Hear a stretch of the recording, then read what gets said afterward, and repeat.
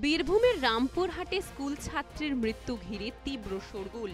নিখোঁজ হওয়ার প্রায় ২২ দিন পর জলাভূমি থেকে উদ্ধার করা হলো সপ্তম শ্রেণীর এক ছাত্রীর পচা গলা দেহ।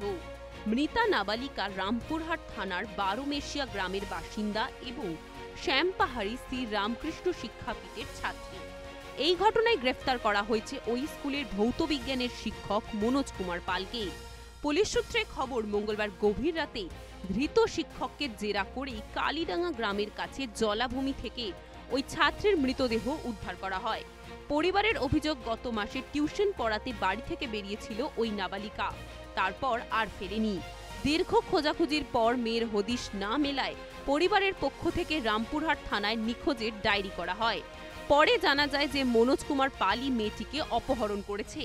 এরপরই থানায় অপহরণ ও খুনের অভিযোগ দায়ের করা হয় শিক্ষকের বিরুদ্ধে। অভিযোগের ভিত্তিতে পুলিশ অভিযুক্তকে গ্রেফতার করে আদালতে পেশ করে এবং হেফাজতে নেয়। মৃতদেহ উদ্ধারের খবর ছড়িয়ে পড়তেই এলাকায় চরম উত্তেজনা ছড়ায়। তবে কী কারণে এমন নৃশংস ঘটনা ঘটল তা খতিয়ে দেখা হচ্ছে।